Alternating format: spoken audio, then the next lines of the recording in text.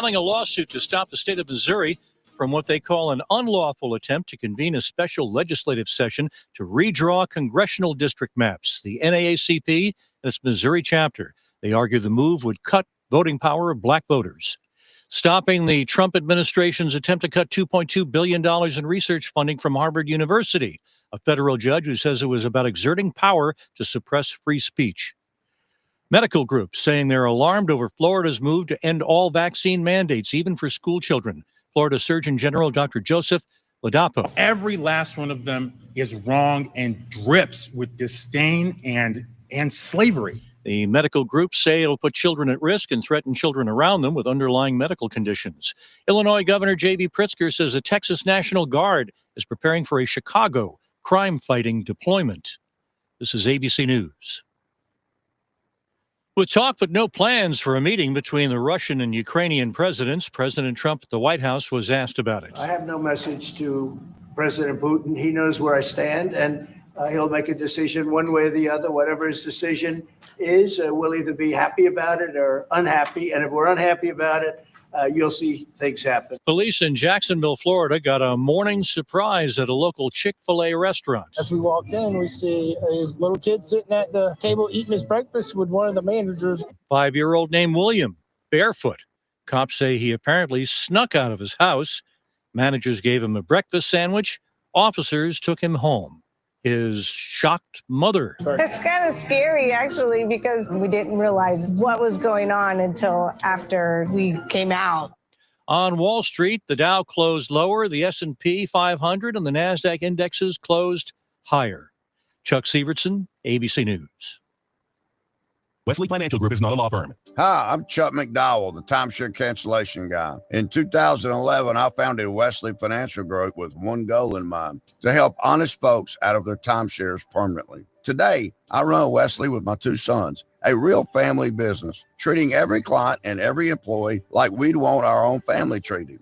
That philosophy has helped us grow into the largest, most trusted timeshare cancellation company in the United States. Fortune magazine even recognized us as one of the best places to work. Why? Because we genuinely care. In fact, some of our former clients were so moved by their experience working with us, they joined our team so they could help others to timeshare freedom. If you're stuck in a timeshare, give us a call. Let our family help your family. Call Wesley now for your free timeshare exit kit. 800-549-8866. 800-549-8866. 800-549-8866. The views and opinions of the following show do not reflect those of WSMN, its owners, and/or associates. Welcome to the Common Sense Conservatives, a political discussion group about current events and other government-related matters every Wednesday evening from 7 to 8 p.m. Right here on WSMN 1590 AM, WSMN 95.3 FM, and streaming live on wsmn.live. Making sense of the inverted reality we are subject to every day, the Common Sense Conservatives are here to help bring you back to reality. Now, your hosts, Chris Wyatt, Todd McKinley, and John Grosvenor. All right. Hey, everybody. Welcome back to the Common Sense Conservatives. I'm Todd McKinley in Northeast Tennessee, joined by my co-host, Colonel Chris Wyatt, somewhere in the great beyond there, it looks like. Where are you tonight there, Colonel? I'm in England still for the Women's Rugby World Cup. Got some big games coming up this weekend. The USA women can qualify for the quarterfinals, but they're going to need some help. They've got to win big and get a bonus point victory over Samoa, which is possible and not challenging. But the real issue is England has to destroy Australia, which is also possible. But the point differential has got to be a big point swing because they'll wind up tied. And then it comes down to who scored the most points in the tournament. And Australia whacked the Samoa side 73-0. So that's a lot of points to make up.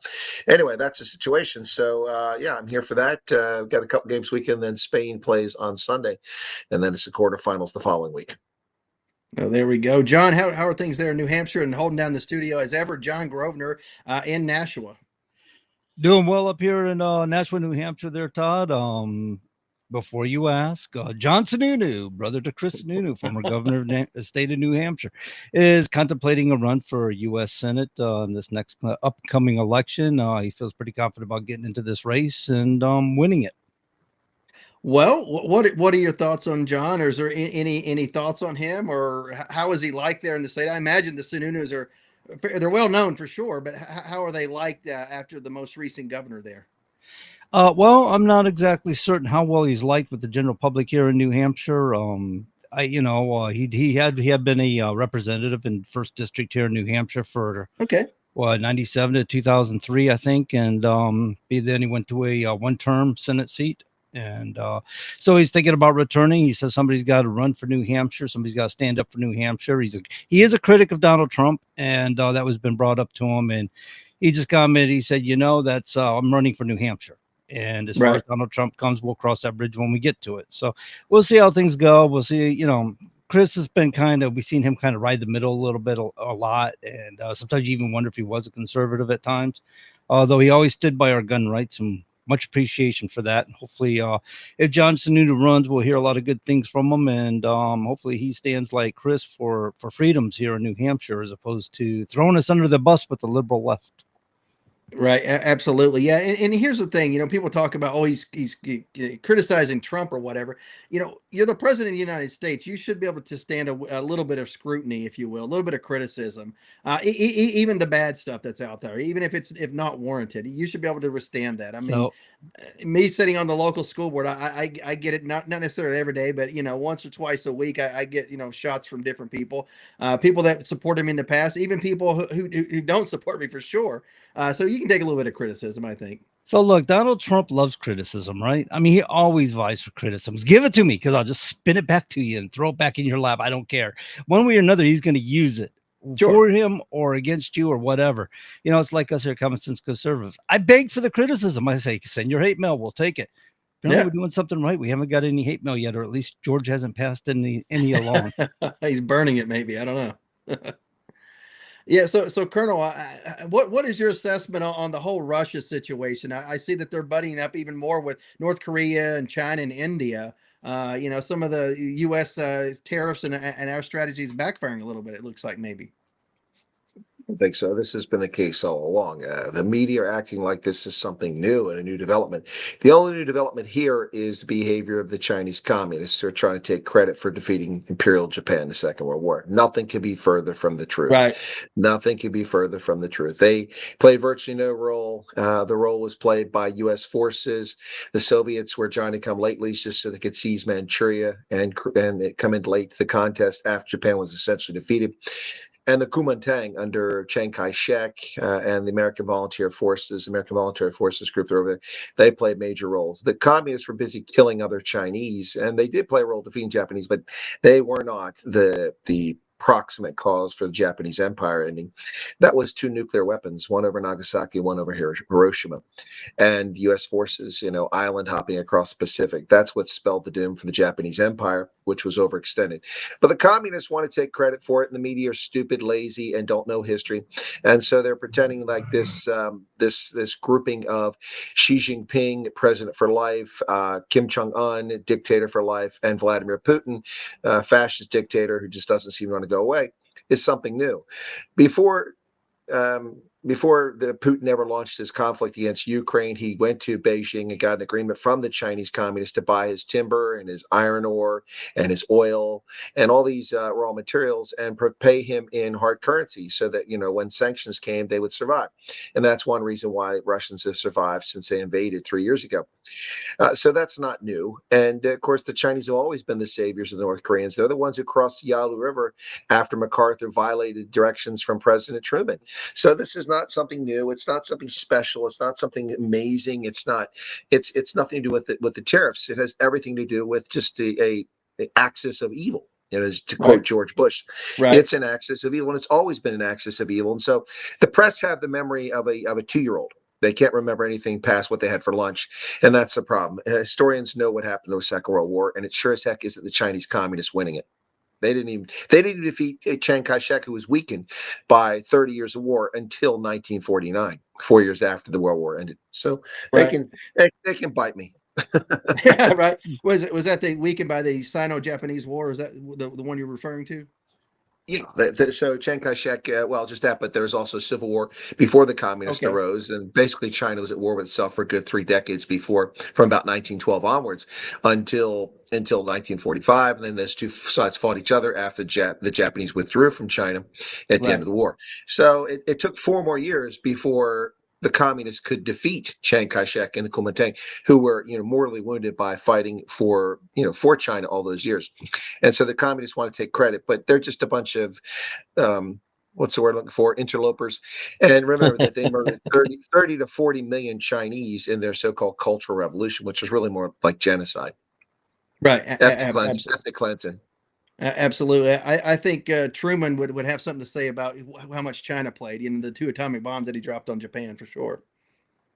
Yeah, no, the Chinese want to take credit for it and pretend that no one else was involved. And the Russians, of course, they aren't the Soviets, but they're the heirs to the Soviet Empire. And so they're going to kind of claim that they were also involved. I think I'm hanging up here a little bit. You guys give me a little gap there. I think I can fix that. Hang on a second.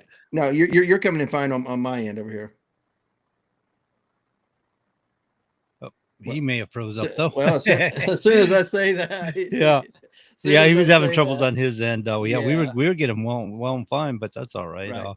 Yeah, he'll pop back in here in just a second. So for those who don't know, who are just joining us, Colonel Chris Wyatt, still out of the country, undisclosed location in England right now, actually covering the Rugby or Women's World Cup. And there's the Colonel. He's back in there. Colonel, we were hearing you fine. And as soon as I said that, you logged off for a second. I was like, well, I guess I was wrong. I was still here. I don't know how I got bumped off, but. Uh-oh.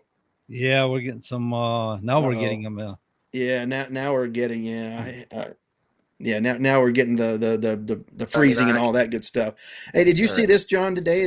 Former CNN host Don Lemon basically raided Marjorie Taylor Greene's office and demanding a meeting along with several other people, pretending to be peaceful actors, if you will, trying to force their way in, harassing a number of their staffers, trying to demand a meeting. And of course, whenever the office manager came out and basically said, listen, we have a formal process of going about this to actually request a meeting, and basically said, well, you're not even a resident of her district.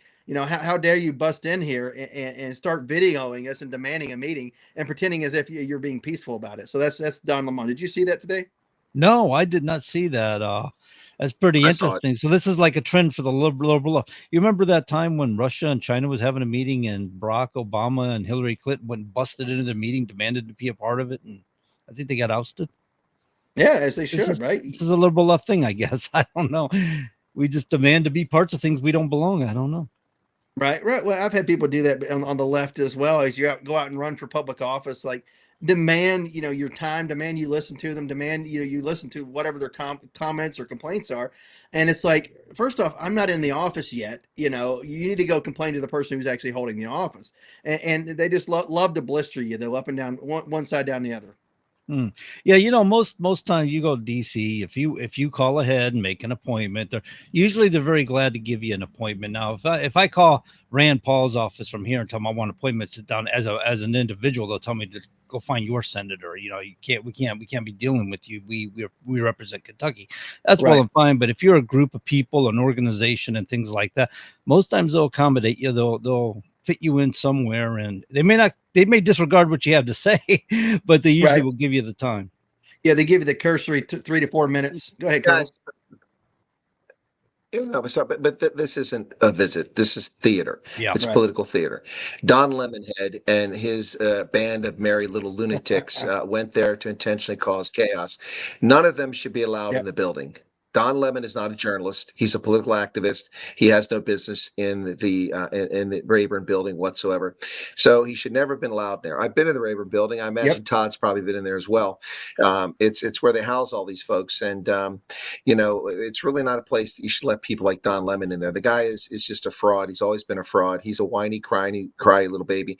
And look, this is just pure theater. They just went there to stage and make it look like they're doing something. The Democrats have no policy, no platform, no plans for America. This is all they have is disruption and counting on corrupt judges to violate the Constitution and pretend that laws override the Constitution. The Constitution is supreme.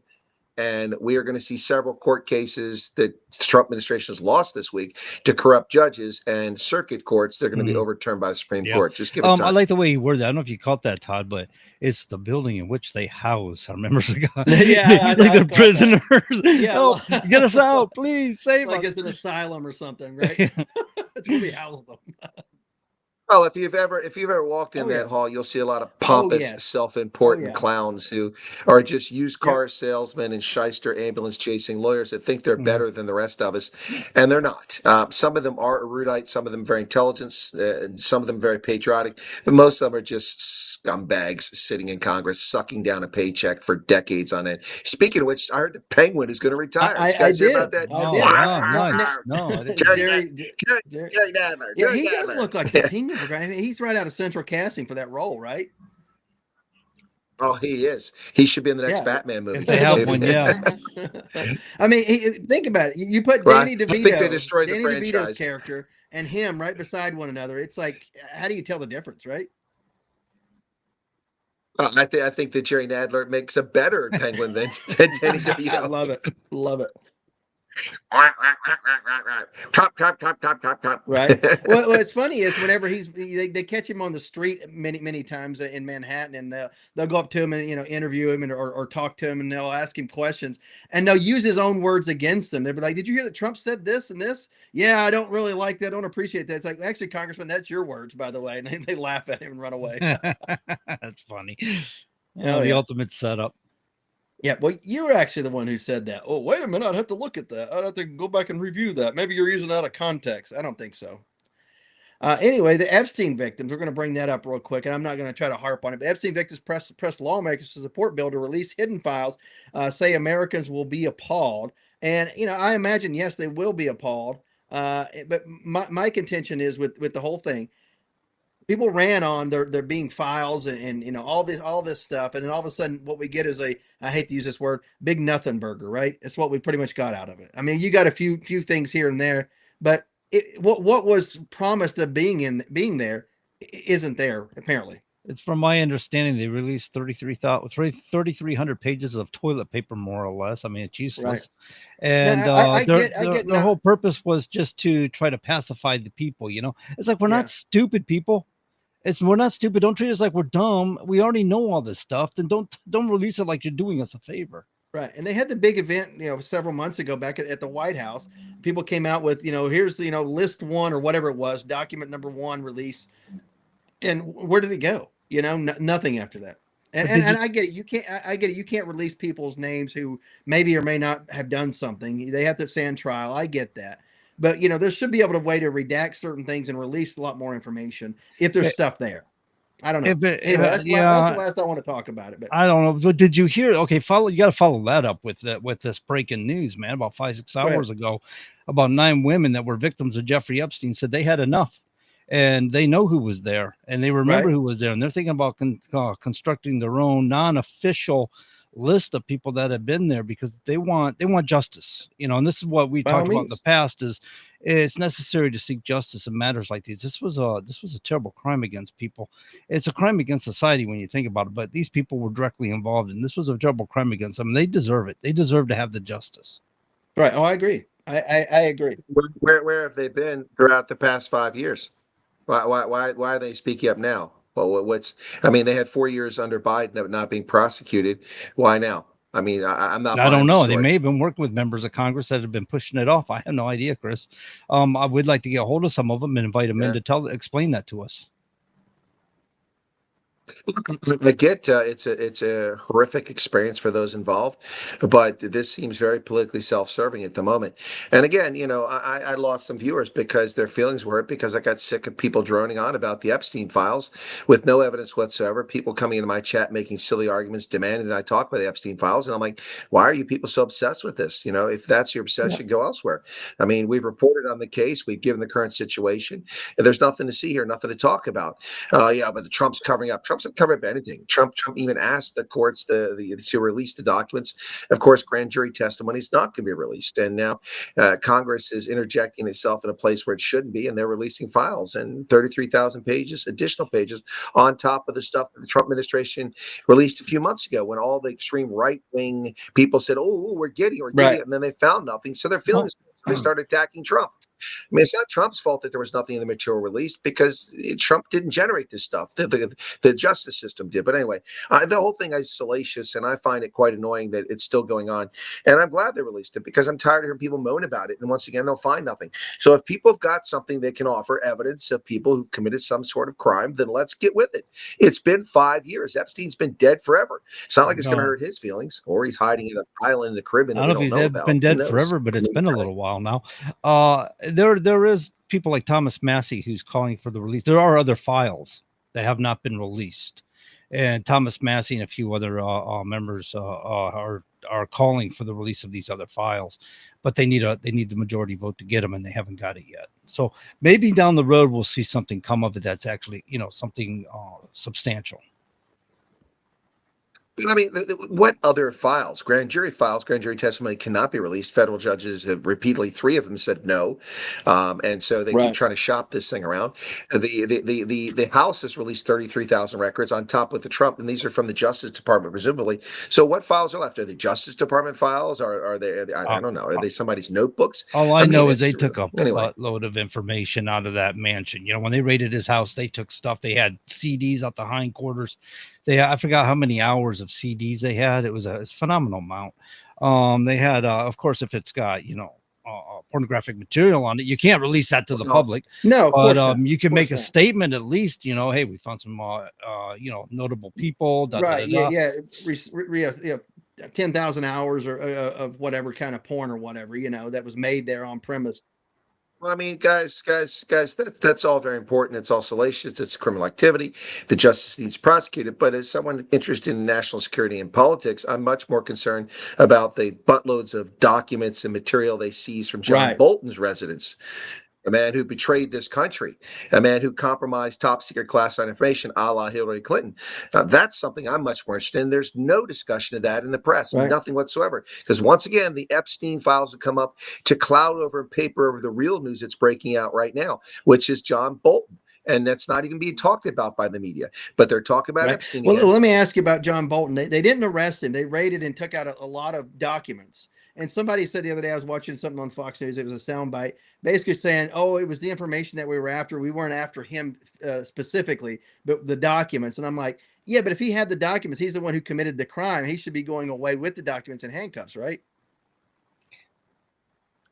Well, you would think. I mean, when we take the time to hunt down and prosecute former Navy service members who've left after their enlistment because they took a photograph of their buddies inside a submarine, not revealing any classified equipment or classified information, but sending them to jail for compromising classified information for 12 months as a convicted felon, destroying the man's life. But we let Hillary Clinton walk after she stole top secret, sensitive compartment information, compromising billions of dollars worth of collection capability and putting this nation at risk over and over again, that has the arrogance to say, did you wipe the computer? With the cloth? Yeah, come on. And she knew exactly what she was doing whenever she did that. Of course. She's trying to be cute. Of course. She's a piece of crap. They're all like this because she knew she was untouchable, but no one ever go after her. No. They'll never go after her. They'll never go after Biden for his crimes. They're not going to go after Peter Strzok, Lisa Page, James Comey, any of these clowns who betrayed their oath to the Constitution, to the nation, who perverted the means of justice, who committed perjury in front of the FISA court to get warrants against Carter Page and against General Flynn on the flimsy evidence of a cooked up, bogus, fake dossier, and then relied on Five Eyes partners to spy on American personnel in violation of the Constitution, using our Five Eyes partners to spy on Americans, which is illegal, by the way. I can tell you that. I know because I worked in that community. Nothing's happening to any of these people involved in this. There's nothing happening to anybody in the Biden regime who used Twitter and used Facebook and Instagram and YouTube to silence the speech of Americans in violation of the First Amendment. These are issues people should be talking about. These are criminals that must be hunted down and put in orange jumpsuits and spend the rest of their natural life in prison or face a death penalty, because these people are a threat to democracy. Not Donald Trump, not the MAGA movement, not conservatives, but I these agree with you. Real quick, somebody in one of the chats said Five Eyes question mark. I know what it means. Can you explain it real quick? Five Eyes? Sure. Five Eyes is a euphemism for the 5 Anglo-Saxon countries that share information in the signals intelligence world. So signals intercept information and share. No, This is no, not a yeah, secret. it's You open can look source, it up on the internet. Yeah, but it's the United States, United Kingdom, Australia, Canada, and New Zealand. So those countries, so you'll find that we can have Americans working inside those top secret facilities in the United Kingdom, in Australia, in New Zealand, in Canada, and vice versa. And so, for instance, I worked in the National Security Agency, and we had liaison officers from all those countries, and I dealt with them all the time. And I visited some of those countries on occasion to visit their facilities and to facilitate things we're working on. So, yeah, it's called the Five Eyes because they're looking, spying. Five Eyes. And we had famously, the British had someone from Cheltenham, which is the headquarters of GCHQ, which is the government communications headquarters, which does what NSA does, except for Britain. And one of these leftist hate wankers disclosed top secret information collected through signals intelligence, compromising about a $14 billion acquisition program the U.S. had developed and making it almost useless because they hated George Bush during the Iraq campaign. So Five Eyes is what we're talking about there. So anyway, all right, there you go. real quick, Pete, we're going to stick with national security. Pete Heck says he issues stark warning to drug traffickers following U.S. military strike on Venezuelan vessel, which I looked at that. I'm like, it looked like to be nothing more than a glorified bass boat that the Navy took out. You know, maybe I saw a bad video or something. Well, it's interesting you say that because I got the impression it was like some big ship or something like that, initially a cargo ship, and 11 people were killed. I'm like, what about the rest of them? Then I saw the pictures, and it looked like somebody had something put on a lake to go bass fishing, and I'm like, well, they must have got them all. Yeah, it's like how is that thing going to make it to the United States? I'm like, it's probably going to sink first. I would just watch it sink and then pick the people up and say, yep, it didn't work out for you. Return them to shore. You didn't have to kill them. I mean, it takes more money than just to bomb them and be done with it. Right. I suspect that off the coast of Venezuela, there are a lot of heavily narcotized and intoxicated sea life right now because cocaine's sinking. They're having a good time. Yeah, you got fish are swimming sideways now. But what are your thoughts? And I saw some stuff on social media the other day, basically criticizing Trump and Pete Hegseth, the DOD, for using U.S. forces in this type of manner. What are your thoughts on that as a defense expert? Well, it comes down to the question of how you classify the threat. And of course, the euphemism the war on drugs has been used since the 1980s. Yeah. Is it truly a war on drugs? We have wars that are undeclared. Yeah. Korea was a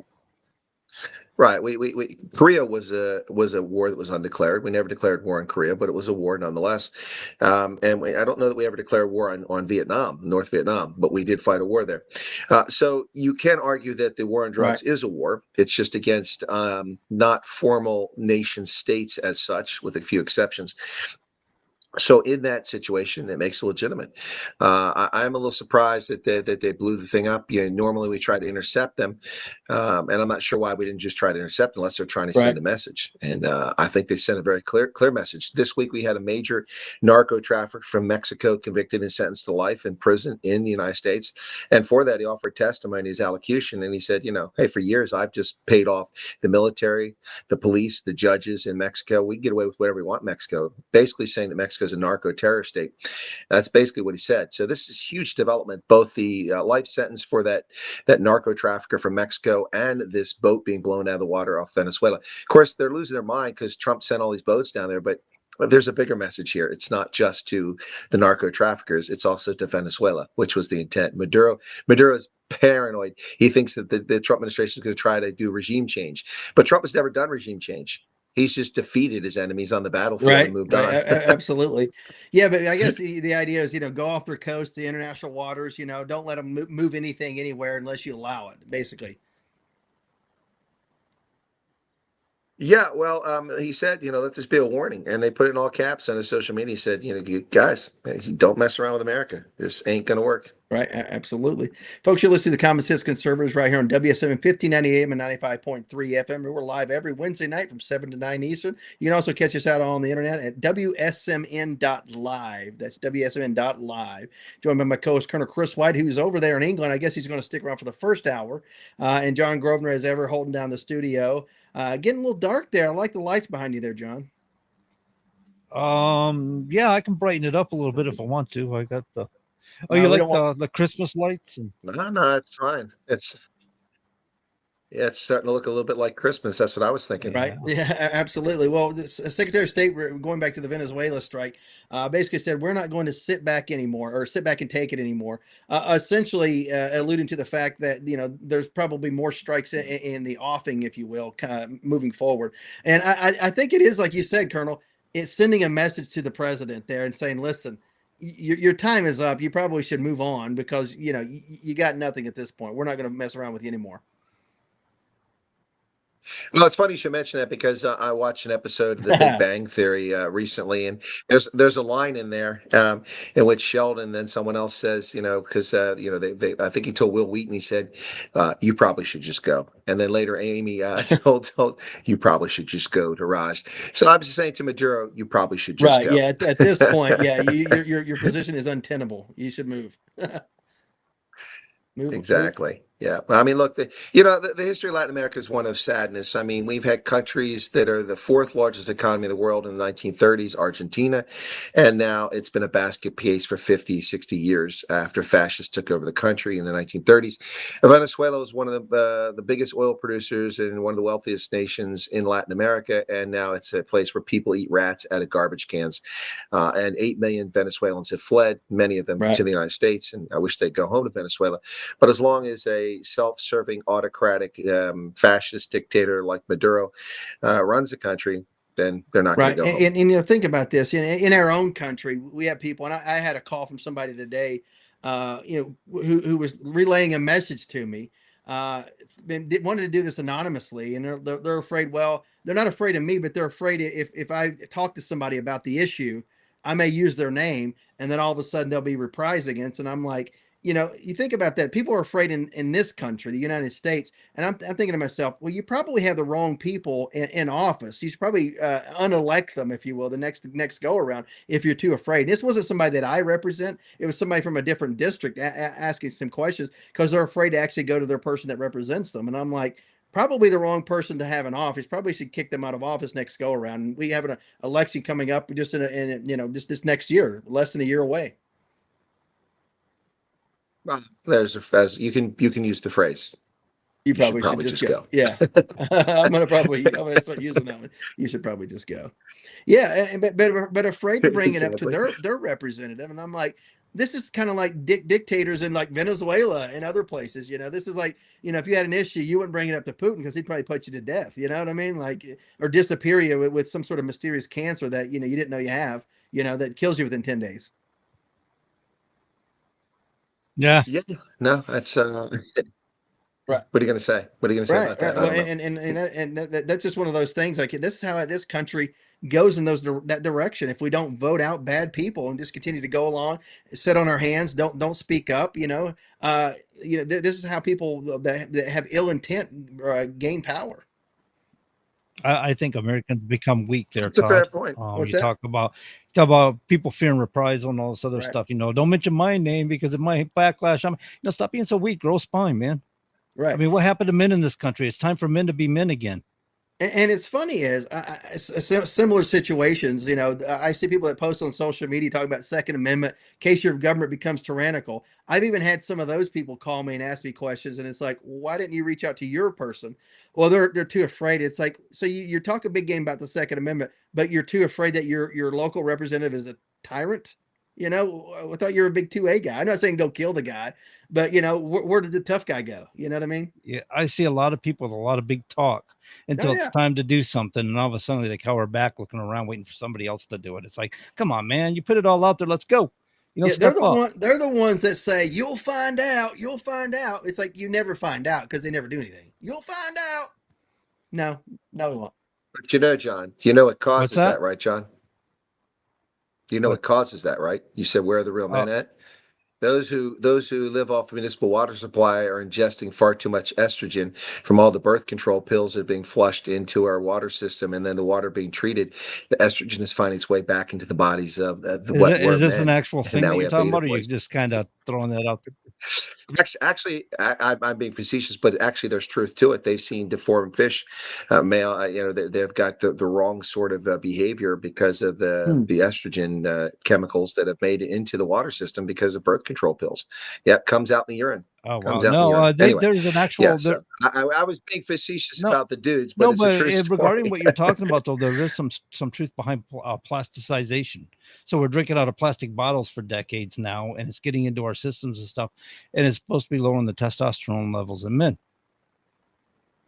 Right. Yeah. I don't know about that, man. I take 80 grams of testosterone every 3 hours. Every I think I'm three- good. All right. You don't want to know what Chris is lifting It's weights a little. with. I got a little bit of. I got a little bit of roid rage going on here, boys. He's curling 500 pounds each arm, right? That's right. And speaking of, doing the right thing, look, Todd and I have done it. We've stepped up and run for office, and I spent a buttload of my life savings to run for office last year in a fruitless effort against a corrupt political party, which I didn't even know was corrupt until I was already in the middle of the campaign. Oh, well, that's how it works, and it's always the most upstanding, goody Republican that behind the scenes, is one of the most dangerous and vile people that are out there, and I see it in Tennessee on a regular basis. But these are people that get the applause whenever they go to places. It's like, oh, somebody's so great. No, so and so is actually horrible and would probably eat your children if given the opportunity, or if they thought it would be a few more votes for them. That's the thing about, we've talked about this on the show before, what's it called? I almost got the word here. Sociology and psychopathy. Thank you. Throw me the big ones. Yeah, people on level psychopathy have an advantage, right? And a lot of times that's what they seek is positions of authority: doctors, lawyers, cops, political office. It doesn't mean everybody that's a cop or a doctor or a lawyer in political office is on the level of psychopathy, but it's hard to diagnose people on psychopathy too. So they give them, evaluations and stuff before they get them into positions, say law enforcement. But you may not know what you're looking at when you're doing so because they're that good. They hide it that well. They probably don't even know. It's but they have advantages because they don't have the same emotional intelligence other people have. They don't function that way. Right. Go ahead, Colonel. I got to tell you, everything. All I need to know, I learned from kindergarten top. Boys have penises, girls have vaginas. Right. Who does your daddy work for? I never watched that, but that's straight to the point. It's not a tumor. It's a tumor. It's not a tumor. Did you see what Gideon said here? That's a funny one. He's talking to you, Chris. He says, this explains What's why that? fishing this year was a bust. The fish was temperamental. Yeah, that's funny. So did he say the fish had a bust? What? Yeah, they had a bust. Had a bust. Sure enough, all the that's funny. estrogen, yeah. Look, we joke around, but folks, there's been real studies on that. There's been real studies on that about fish in certain bodies of water, like in the estuaries and riverine and the Chesapeake Bay and stuff like that, having high levels of estrogen and compounds as a consequence. I mean, I was joking about the men, but it's a true story that this stuff doesn't get broken down necessarily, and it winds up in urine and it works its way out. So pretty scary stuff there. We have altered our world in ways that are more frightening than the climate zealots want to talk about. They want to talk about us changing the weather. And we've actually changed our local environments with landfills and with our sewage systems and with our dense populations and things like that. It's just, anyway, but I don't want to scare people here. The more you know, the more you're frightened. Yeah. If you don't know about it, you don't know to be scared. So, I guess ignorance is bliss, right? I've actually heard people say, I wished I could go back to being ignorant. I wished I did know what I know now. Right. Once you see, you can't unsee, as the saying goes, for sure. Yeah. So Republicans. I think, in fact, sorry, Todd, there's a little breakup there. I didn't realize I was talking over you. In fact, I think that if all the data on the Epstein case was actually something that was released and we knew it was all out there, some people regret finding out what they found out. Yeah, probably so. I think you're right. This story right here sparked a thought here. The Republicans in Washington are actually looking to close loopholes across the nation that gives driving privileges to illegals.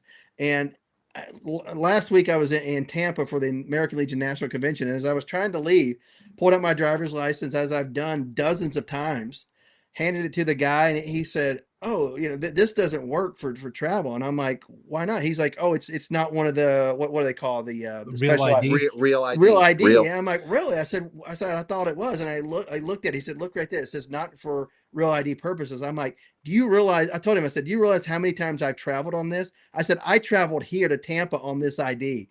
And he's like, "Yeah, you're not supposed to be." I'm like, "That's your guys' system. You guys allowed it." And of course, I had other IDs to be able to travel on. Well, of course, you had a Right. military retired ID card, which is Right. real ID. That's all you need. But and I've had that one turned down a couple of times before. In fact, I had it But turn that's not yeah, on the acceptable. way to Tampa, I had that ID turned down. I had to use my driver's license, and it worked, no problem. And I'm like, man, I've used this non-real ID probably for at least a dozen flights now, unbeknownst to me. And I'm like, holy cow, it's not a real ID. I didn't even notice. It's in fine print right there, not for real ID purposes. So I'm gonna go maybe this week or next week and get a real ID. Well, I noticed because Pennsylvania gives you the options, one of the last states to come around and actually produce real ID. You can get a real ID for $100 or a driver's license for $25. Given the fact that I have a U.S. passport and a military ID card, that was a pretty easy decision to Right. make. Yeah. I'll go. 25 I'll go bucks. upgrade it, like, because and I probably should carry my passport with me even on domestic trips. I'm probably going to start doing that, but I will go get the real ID here in Tennessee. I think it's only like 20 some bucks, so no big deal. No, it's 100 in the Commonwealth of Pennsylvania. They fleece you pretty good there, making excuses.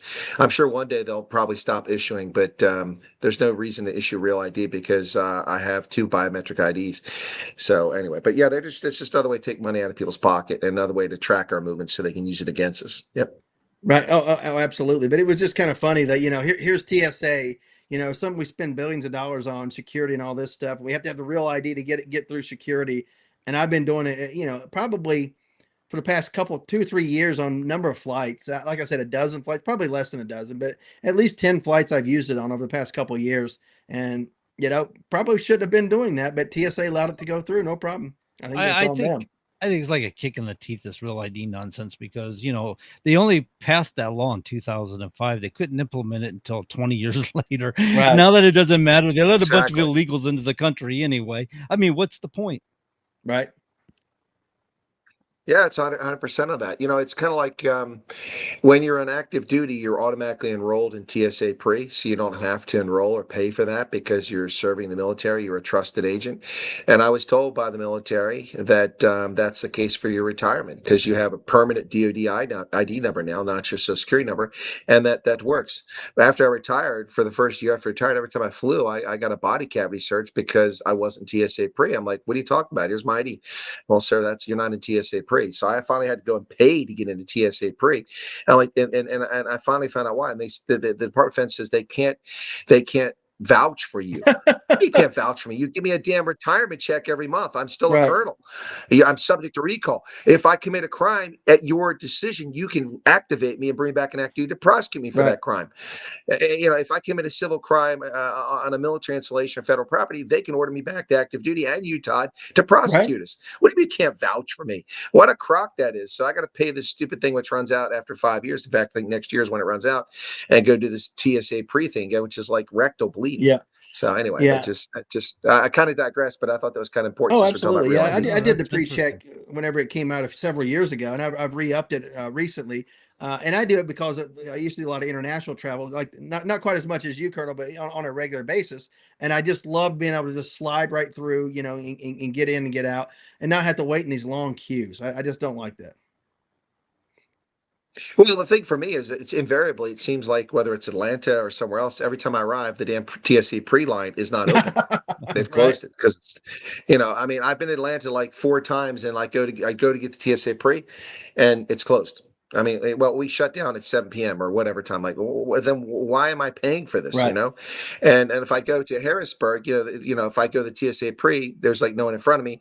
If I go to the other line, there's like 2 people. So Yeah. what Same did thing I with our gain? regional airport here. Yeah, it's The line to the left is like 3 or 4 people. The one on the right's usually nobody. So I like having it, so I don't have to, because I'm usually, get to the plane with just a few minutes to spare on occasion, and I love to be able just to fly through security. That helps out locally.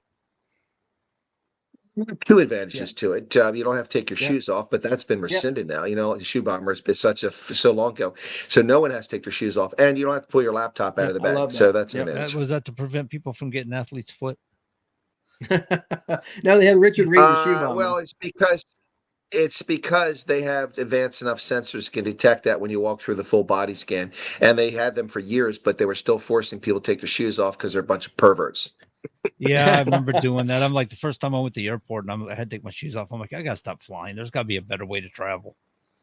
Yeah, well, there's no quicker way for long haul. There isn't. They haven't done that whole beam me up Scotty thing yet. So no, get your own plane. That's a better way because you come in a different terminal. You don't go through any of that nonsense. What I need to do is become a billionaire so I can do private flights and I don't have to worry about any of it. John Travolta is not a billionaire. He's got his own jet. Yeah, but I like the billionaire aspect better. Yeah, didn't Qantas give him an airplane? Okay, fair enough. Qantas gave him an airplane to fly with their logo on it, and gave him an outfit, made him an official pilot of Qantas. This has been decades ago, probably now, at least a decade ago or more. Yeah. Really? I mean, that's pretty crazy. Qantas has never had a fatal crash. You think they wouldn't want to take that risk with a Hollywood actor? Right? But because they were negotiating with it, they called him up. They're like, "Hey, he was talking about loves the aircraft, loves their, I guess he collects pilot stuff or whatever." And he's like, the CEO was like, "Hey, John, we'd love for you to fly one of our planes." He's like, "How much?" Basically, John was thinking, "Well, how much how am I gonna have to pay basically to put their logo on my plane? Which I'd love to have it on my plane." They're like, "No, John, you don't understand. You're going to advertise for us. We want to pay you. We want to give you a plane." So they gave him an actual plane. Well, I mean, look, all I can think of is if I'd be on the plane in the cockpit with John Travolta, it'd be like Vinnie Barbarino. I'd say, "Hey, John, could you lower the landing gear?" And he'd be like, "What? Me?" Yeah, great show, by the way. Yeah. So I would play the role of Horseshack. Ooh, Mr. Carter, Mr. Carter. Yeah, the sweat hog. So that was a great show. Yeah, the sweat hog. So have you been keeping up with the election in New York, the mayoral election? Yes, I understand that apparently it's been leaked that some folks in the Trump administration are considering offering Eric Adams a post in the Trump administration if he would just withdraw from the race. I'm not sure the logic behind that, because if he's in the race, that's another 10% of the Democratic vote that gets carved off, which gives Curtis Sliwa a better chance to win, in my view. But I'm not really sure what they're going after there, unless they think that I think it's an effort by the Trump administration to make sure that a Democrat actually wins, so that Cuomo becomes the mayor. That's pretty frightening. I'd rather take my chance and get Curtis Sliwa, but they're all worried. Look, I mean, imagine this. We are becoming like the United Kingdom. Our cities, which have a minority alien population, are being taken over by people who hate Christians, who hate white people, who hate the West. Yep. We have Minneapolis going with a Muslim mayor that they're going to elect from Somalia. We'll have New York with a Muslim mayor. People that hate, not Muslims don't hate the West, but these people that are Muslims do hate the West. It's like the mayor of London, right? Sadiq Khan. It's no different. And in England, all the major cities, English are minorities. In Leicester, in Manchester, in Birmingham, in London. The English are minorities in their own country. I mean, listen, these I just call them fundamental Muslim, Islamists or Muslims or whatever, jihadists, but that's their strategies to try to take you over from the inside, run for your offices and start changing your governments into their favor. I mean, we've heard Ilhan Omar say herself that she was there to serve Somalia. She's not in there for the United States. She's not in there for Minnesota. She's in there. She said that Somalia's interest will be of her concerns as long as she's in office. This is what's happening in the United States. This is what happened in foreign countries. We are under takeover. People just refuse to identify that. This is why I've been outspoken against it. I've said it pretty loudly at times, kind of rudely, but I've said it. These guys aren't nice people. We're playing with fire here because we're being too nice to them. There's nothing wrong with people being peaceful Muslims and doing their thing and I have nothing to say bad about them, but these jihadists are they're a problem for us, and they're going to continue to be a problem for us, and they're setting up communities in the United States in various places. Yep, absolutely, in a big way. Go ahead, Colonel.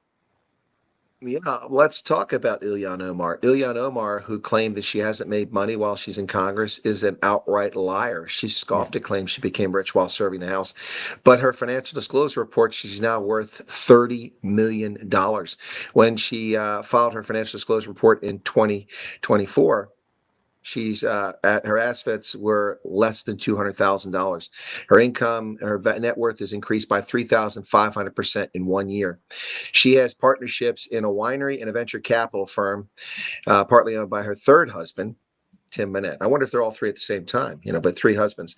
Yeah, Right. so she's a native of Somalia who disses America and spews racial hatred and anti-Christian venom and anti-Semitic venom while sitting in Congress, and she's worth $30 million, soaring from $200,000 last year. This is an investigation begging to be done. Begging to be done. Yeah, so this is, she's a prominent member of the far left House squad, and she's been calling for higher tax on wealthy people. Well, she's one of those extremely wealthy people. Yeah, and she's these people are such frauds. $30 million, $30 million in just 1 year. What's going on here? Yep, 30 million. And think about this. If you had, barring winning the lottery, Powerball, whatever, if you come up with $30 million in a year, the IRS is going to come and say, what's going on here, Colonel Chris Wyatt? Why do you have $30 million basically overnight? How did that happen? They're probably going to freeze your assets, maybe even take some of that money, and you're going to have to go through a long court battle to prove that you got it, not ill-gotten gains here, that you got it legally through justified means. Yeah, this anti-Christian, anti-white betrayer of America, and who he is her first loyalty to Somalia, as she stated over and over again, while getting sucker in this country. This is just wrong in so many levels. Wrong. Right. And look, I mean, I don't begrudge somebody becoming instantly wealthy, but a member of Congress going from $200,000 in net value last year to $30 million this year. I mean, that warrants scrutiny. I mean, every year that I was in the Army, that I was involved with contracts, which is most of the last 20 years of my career, I had to file a financial disclosure statement telling them every savings account, every brokerage account, every stock I own, every mutual fund I own, every property I own, everything. Very intrusive. None of their damn business, but I had to do it to stay above board. And we have a member of Congress that went from $200,000 in net worth a year ago to $30 million. Where's the uproar? People are got their navel gazing about the Epstein case for a man who's dead, and there's no justice, no clear justice for those who are his victims, other than going after his estate. Yet they're focused on that instead of this nonsense. This is a serious threat to our democracy. There's either influence peddling or something else going on here. Yeah, absolutely. And I've had people in the past, officers tell us and say, listen, don't even accept a ride from a contractor, even if it's hot out and you're just coming back from the chow hall. Don't accept a ride from them because somebody could use that against you. And that's where I learned. Don't accept anything. Not even like a trinket handout that has a logo on it or something that's worth maybe $1. You know what I mean? Don't accept anything at all. Well, when I worked at the National Security Agency, we would go to these events, these conferences, and there'd be lunch, and the vendors would provide lunch. Yep. And we were expected to pay something for it, even though it was free, so that we stayed above board. So we'd have to put money into the kitty to pay for the lunch. And then sometimes I even had the lunch because it was the same. It's always the same thing. These wraps, that I didn't care for. Yeah. So I wouldn't even have it. And then I was still expected to pay something just so that we couldn't be accused of, taking bribes in the form of crappy sandwiches. That's how above board we had to be. But, members of Congress going from $200,000 to $30 million in 1 year, and nobody's batting an eye. They're worried about Epstein. I think I'm more worried about Ilhan Omar.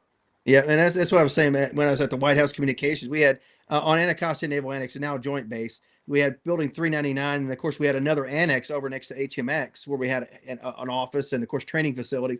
And they're like, don't even take a ride from a contractor from point A to point B. Just walk over there or drive yourself, but don't accept it from the contractor because somebody will probably use it against you. Maybe, maybe. Oh, 100%. I'm with you 100% on that. And that's exactly right. Look, I mean, the thing drives me nuts because when I was a young troop in Germany in the 1980s, we were in units that the S4 controlled the budget so much that we never had money to fix our camouflage netting. We couldn't buy screws and bolts and nuts to repair our generators and our equipment. And so after every field exercise, I would go down to the wash rack after everybody left the other day, and they wash all the dust and dirt, and then down in the half moon shape trench, the concrete where it flowed down. I go through that and sift through the sand and dirt and pull out nuts and bolts and put them together and washers and then put them all in my toolbox so I can repair our equipment. I mean, that's how. And then I would go to the PX and buy cans of spray paint because we couldn't buy paint because there was no money. Now every year in August, mid-August, they'd be like, "Hey, order everything you need because we have leftover money." Yeah, because you wouldn't let us use it during the year when it was supposed to be used. And we privates making $100 every 2 weeks are running around buying cans of paint to paint our vehicles so don't rust. I mean, and so that's how serious a lot of us take our responsibility to our nation. And you've got these scumbags making $28,800,000 in net value 1 year, and then claiming that the rich aren't paying their fair share. I think the rich must include people like Ilhan Omar. I wish I had $28 million in net value. I sure don't. Yeah, I mean, you got to think most members of Congress and most every American's book qualifies as being ultra wealthy. I mean, regardless of what you define ultra wealthy as, somebody who's a multimillionaire is essentially most every member of Congress. Yeah, Todd, but I think you're overstating it because I only got 2 pairs of underwear. 2 pairs of underwear. Yeah. Of course, we know who that is. That's Bernie Sanders. Yeah. But, yeah. Right. For SNL. But yeah, he has 3 houses, a honeymoon in Moscow, amongst other things, right? Yeah. Who goes to the Soviet Union for their honeymoon? That's someone who really has their worldview upside down. And people still vote for him in Vermont. They're a bunch of wackadoodles. Yep. So for people who are from Vermont who are hearing us or driving through, stop voting for that guy. Come on now, get with the program. Stop doing it. Or what was the saying? I think you should leave, or what was it? Yeah. Maybe. Oh no, you probably should just go. You probably should just go. Yeah. He should probably just go at this point. I mean, come on now. Well, he could join Jerry Nadler. They could go hang out at the Statue of Liberty and learn what America's all about. Yeah, right. Learn what it's truly all about, right? Instead of some nonsense Manhattan / DC, Acela corridor, elite. Yep, that's it. By the way, what's going on with Joe Biden's documents case? He stole all that classified information, stuck it in his Corvette, buried in his garage, kept it in a think tank in D.C. that Chinese spies frequented. Any charges on that case? Nah, nothing happened there. Zero. Nothing's going to happen. And it's funny is that building, and of course his foundation didn't exist whenever he left office as vice president. China funded, the Communist Chinese Party funded that building and helped him set up his think tank. That somehow these documents magically made its way from Delaware to D.C. Yeah, well, I don't think they ever went from Delaware. I think they went directly from the Senate right on over to the Chinese think tank. I think. Look, I mean, you know the history of Joe Biden. He is rather inept when it comes to protect classified information. I was thinking about Biden earlier today, and I was thinking, because people are trying to run this fairy tale about Trump had died, Trump is in ill health, Trump is not well, and of course that's all been put to rest because it was all just nonsense. The left lose their mind because Trump didn't go on in front of the camera for 3 whole days. But I'm thinking, were we overly harsh with Joe Biden? And I thought about it. He's an old man falling up the stairs. He can't get his thoughts together. And I thought about it. I said, you know what? He's been an idiot buffoon for 40 years. We're not being harsh. That's just Joe Biden. That's We're true. just telling the truth. Yeah. So I don't think we're harsh with Biden at all. Well, Colonel, we're probably going to lose you in the next hour. Any final thoughts for you? And of course, anything that we could look forward to, maybe on ESPN or something with Rugby World Cup? Well, I don't know if people are paying attention, but I think the big news was this past weekend, the best 2 games of the tournament, and I was at both of them, miraculously. The United States versus Australia wound up being a 31-31 draw, which sounds less than satisfying, but was a heck of a game. Followed on Sunday by the South Africa, the Springboks playing Italy, a team they'd never beaten. They almost beat last year, but never beaten. They beat Italy and secured a quarterfinal, the first time they ever go to the quarterfinals. They never won more than 1 game in the World Cup and had won a World Cup game since 2010 in 15 years. So this is huge news. And those 2 games were massive. So we'll see if this weekend is as exciting as last weekend. But I think it's going to be hard to top those 2 games.